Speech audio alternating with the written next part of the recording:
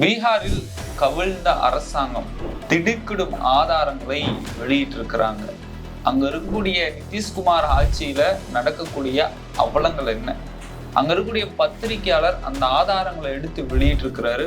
ஆனா அவருக்கு கிடைக்கக்கூடிய பரிசு தண்டனை. இது சார்ந்த முழு விவரத்தை தான் நம்ம இன்னைக்கு வீடியோல பார்த்துருக்கிறோம். வாங்க வீடியோக்குள்ள போலாம்.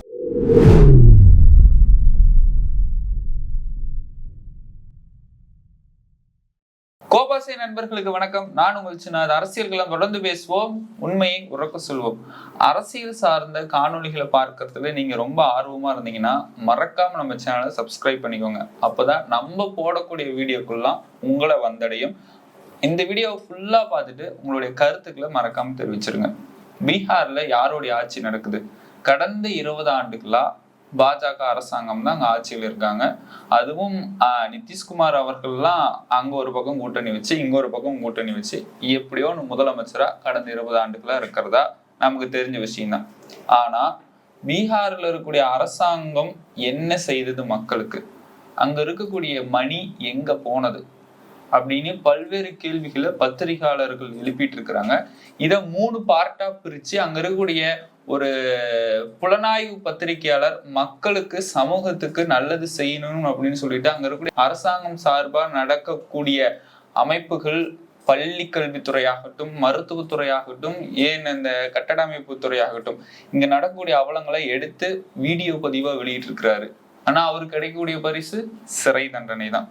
ஆனா அப்படியாக இருக்கக்கூடியது பத்திரிகையாளர்கள் துணிச்சலாக முன்னாடி வந்து பேசுறாங்கன்னா கருத்து உரிமை இருக்குது. ஆனா அங்க இருக்கக்கூடிய அரசாங்கம் என்ன செய்யறாங்க? இதனுடைய முழு விபரத்தை நம்ம பார்க்கலாம்.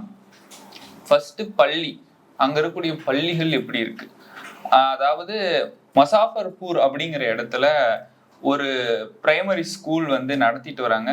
கிட்டத்தட்ட ஒரு 45 குழந்தைகள் வந்து அங்க படிச்சுட்டு வராங்க. ஆனா அந்த பள்ளியோட அமைப்பு எப்படி இருக்குன்னா, நீங்களே பாருங்க, ஒரு சுவர் கிடையாது, செவுறு கிடையாது, ஒரு கட்டட அமைப்பு கிடையாது. அங்க இருக்கக்கூடிய ஆசிரியர்கள் 2 பேரு, அவங்களுக்கு மட்டும் பிளாஸ்டிக் சேர்ஸ், மற்ற பிள்ளைங்கள்லாம் கீழே உட்காந்து படிக்கிறாங்க. இதை விட கொடுமை என்னன்னா, மின்சார வசதி கிடையாது, குடிநீர் வசதி கிடையாது. ஆனா அந்த பிள்ளைங்களுக்கு அங்க போடக்கூடிய உணவு, அந்த சமைக்கிறதுக்கான இடமும் கிடையாது. யாராவது ஒரு வீட்டுல இருந்து சமைச்சிட்டு எடுத்துட்டு வரதா சொல்லப்படுறாங்க. அதுவும் இந்த 2 ஆசிரியர்கள் 500 ரூபாய் போட்டு சமைச்சிட்டு எடுத்துட்டு வராங்க. ஆனா அங்க வழங்கப்படக்கூடிய உணவு எந்த தரத்துல இருக்குன்னு தெரியும்.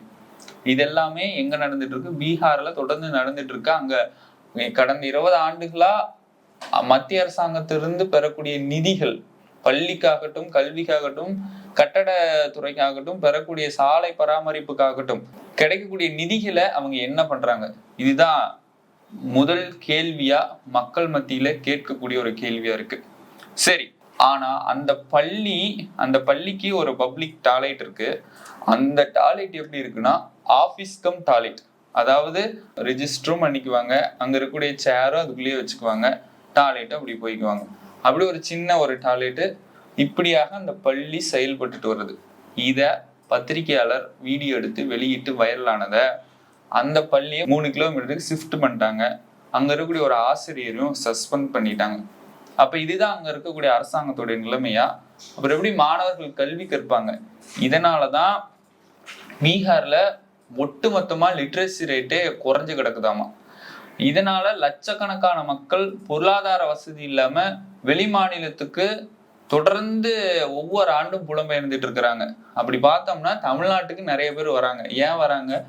இங்க அந்த அளவுக்கு பொருளாதார வசதி இருக்கு. வந்தோரை வாழ வைக்கும் சென்னைன்னு சொல்ற மாதிரி வந்தவங்களை வராங்களா, வரட்டும், வேலை செய்யட்டும். இங்க வந்து பீகார் மாணவர்கள்லாம் பள்ளியில படிச்சு அவங்க இப்போ ஒரு நல்ல இடத்துல இருக்கிறதுலாம் நம்முடைய ஆட்சியில இங்க நடந்துட்டு இருக்கு. இதெல்லாம் ஒரு பக்கம் இருக்கட்டும்.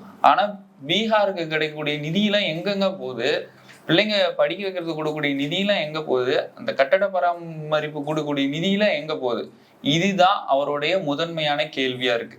சரி, அப்படியே வாங்க மருத்துவமனை கூட்டிட்டு போறேன். அந்த மருத்துவமனையுடைய பேரு ஹெல்த் அண்ட் வெல்னஸ் சென்டர். அதாவது அந்த மருத்துவமனை எங்க இருக்குதுன்னா, நடுக்காட்டுக்குள்ள, போறதுக்கு வழி இல்லை, அங்க நர்ஸும் இல்லை, டாக்டரும் இல்லை, அந்த மருத்துவமனை சுத்தி கிராமமும் இல்லை. ஆனா நாங்க ஹாஸ்பிட்டல் கட்டி வைப்போம், அதை திறக்கவும் மாட்டோம். அப்படி இருக்கு அங்க இருக்கக்கூடிய பீகார் அரசாங்கத்தின் மருத்துவமனை. ஆனா அங்க இருக்கக்கூடிய ஹெல்த் மினிஸ்டர் என்ன சொல்லி கொண்டு பிரச்சாரம் செய்து கொண்டிருக்கிறார்னா, கோல்டன் எராவில் வாழ்ந்து கொண்டிருக்கார்கள் பீகார் வாசிகள். பாருங்க, டபுள் இன்ஜின் கே சர்க்கார்.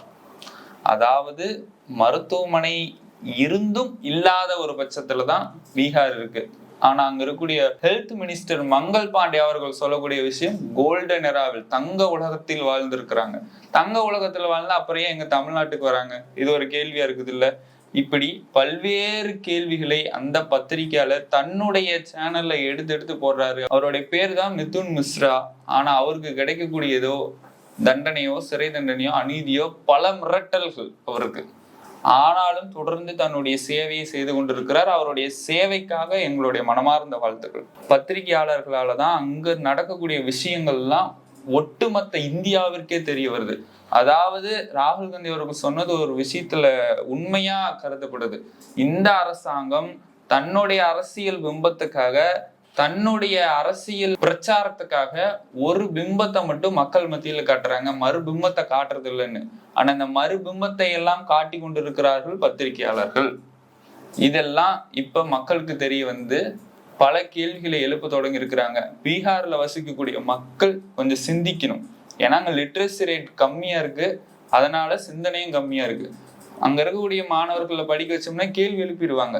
அதனாலதான் கல்வியே அங்க கொஞ்சம் தரம் குறைந்து இருக்குதுன்னு சொல்லலாம். அடுத்து பிரிட்ஜ், வாங்க பாலத்துக்கு போலாம். கிட்டத்தட்ட 1750 crores அங்க இருக்கக்கூடிய பாலங்கள்லாம் கட்டப்பட்டிருக்கிறாங்க. கடந்த 2022 இருந்து 16 பாலங்கள் சரிந்து விழுந்திருக்கு. இப்போ ஒரு பாலத்தை அவர் வீடியோ எடுத்து போட்டிருக்காரு. தொட பொறுப்புன்னு அப்படியே உழுவுது. அப்பேற்பட்ட பாலத்தை கட்டி இருக்கிறாங்க. வெறுமனே மணல் கம்பியை மட்டும் வச்சு கட்டின மாதிரி இருக்கு. திடீர்னு சரிந்து விழுந்தா யாரு பொறுப்பு? இத அங்க இருக்கக்கூடிய மக்கள் ஆட்சியர்கிட்ட போய் முறையிட்டு இருக்கிறாங்க. அங்க எந்த அரசியல் கட்சி தலைவர்களும் இதெல்லாம் பார்த்ததா சரித்திரமே இல்லையா அப்படின்னு அங்க இருக்கக்கூடிய மக்கள் எல்லாம் கோரிக்கை வைக்கிறாங்க. ஆனா இதெல்லாம் மாறணும் அப்படின்னா அது மக்களுடைய கையில தான் இருக்கு. உங்க கையிலேயே இந்த சமூகத்தையே மாத்தணும்னா உங்க கையில மட்டும்தான். அங்க இருக்கக்கூடிய கல்வியும் மாத்த முடியும், மருத்துவத்தையும் மாத்த முடியும். அதெல்லாம் உங்கள் கையில், அது உங்கள் ஓட்டு தான். இந்த அங்க இருக்கக்கூடிய பள்ளிகள், மருத்துவமனைகளுடைய நிலைமையெல்லாம் எந்த அளவுக்கு இருக்குதுன்னு அதனுடைய ரேட்ஸ்ல நம்ம பார்ப்போம். கிட்டத்தட்ட 117 பள்ளிகள் அங்க இருக்கு. ஆனா அங்க மாணவர்கள் இல்லை. 544 ஆசிரியர்கள் இருக்கிறாங்க. அந்த ஆசிரியர்களுக்கு தகுந்த அங்க மாணவர்கள் இல்லை. அதாவது ரைட் டு எஜுகேஷன் படி 79% பேசிக் இன்ஃப்ராஸ்ட்ரக்சரே இல்லைன்னு தரவுகள் தெரிவிக்கிறாங்க. 100 இருந்து 200 பள்ளிகளை கிட்டத்தட்ட மூடி இருக்கிறாங்க. அப்ப எப்பேற்பட்ட நிலை அங்க நிலவை கொண்டு இருக்கிறது. கல்வி கொடுக்க வேண்டிய அரசாங்கமே பள்ளிக்கூடங்களை இழுத்து மூடிட்டு இருக்கிறாங்க. இதற்கெல்லாம் காரணம் என்ன அப்படின்னு பார்த்தோம்னா, லிட்ரஸி ரேட் வெறுமனே 74.3% தான் லிட்ரஸி ரேட் அங்க இருக்கிறதா தரவு சொல்றாங்க. அதாவது டிராப் அவுட் ரேட், பிரைமரி ஸ்கூலுக்கு போறாங்க, படிக்க போறாங்க. ஏன் டிராப் அவுட் ரேட் வருது? ஒண்ணு கல்வி தரம் கம்மியா இருக்கலாம், அப்படி இல்லையா அங்க அடிப்படை வசதிகள் இல்லாம இருக்கலாம். காட்டுக்குள்ள வச்சு பாடம் நடத்தினா உச்சி வெயில்ல யாருங்க பாடம் கவனிப்பா? இப்படி இருக்கிறதுனாலே பாதி பிள்ளைகள் எங்களுக்கு கல்வி வேணான்ட்டு போயிடுறாங்க. கிட்டத்தட்ட டிராப் அவுட் ரேட் பிரைமரி ஸ்கூல்லே 8.9% இருக்கு. அப்பர் பிரைமரி முடிச்சுட்டு அடுத்து போறாங்க, அங்கவும் அடிப்படை வசதிகள் இல்லாம கிட்டத்தட்ட 25.63% பிள்ளைகள் பள்ளிக்கூடம் போகாம டிராப் அவுட் ஆயிடுறாங்க, வேலைக்கு போயிடுறாங்க. ஏன்னா இப்ப அந்த பத்திரிகையாளர் எடுத்து வீடியோ போடுறதுனால அந்த பள்ளிக்கூடத்தையும் 3 கிலோமீட்டர் ஷிஃப்ட் பண்ணிட்டாங்க. இங்கிருந்து யார் 3 கிலோமீட்டர் நடந்து போறது? போக்குவரத்து வசதி சரியில்லை, சாலை வசதி சரியில்லை. அதனால அவங்க என்ன பண்ண முடியும்? பள்ளிக்கூடம் போய் படிக்க முடியாது. இதெல்லாம் மாறணும். அங்க இருக்கக்கூடிய கல்வி கற்றா மட்டும்தான் அங்க இருக்கக்கூடிய நாடு முன்னேறும், மாநிலம் முன்னேறும், அவங்களுடைய குடும்பம் முன்னேறும். அதை புரிந்து கொள்ள வேண்டும். ஆனா அங்க இருக்கக்கூடிய கல்வித்தரம் இந்த நிலைமையில இருக்கு. இதுக்கு பீகார்ல இருக்கக்கூடிய பல பேர் போராட்டம் நடத்தி எங்களுக்கு கல்வி உரிமையை கொடுங்க அப்படின்னு அவங்க தான் கேட்கணும். தனக்கு பசிச்சா நம்ம சாப்பிட்டா மட்டும்தான் வயிறு நிறையும், அவங்க சாப்பிட்டா நமக்கு வயிறு நிறையாது. இதுதான் உண்மையான நிலைமை. அடுத்து மருத்துவத்துல பார்த்தோம்னா கிட்டத்தட்ட முறைப்படி 1000 நோயாளிகளுக்கு ஒரு டாக்டர் இருக்கணும். ஆனா 3000 நோயாளிகளுக்கு மேல ஒரே டாக்டர் தான் இருக்கிறாரு. 45% பிரைமரி ஹாஸ்பிட்டல்ஸ்ல ஆப்ரேஷன் தியேட்டரே இல்லையா. 60% மெடிசன் ஃபெசிலிட்டிஸே இல்லைங்கிறாங்க.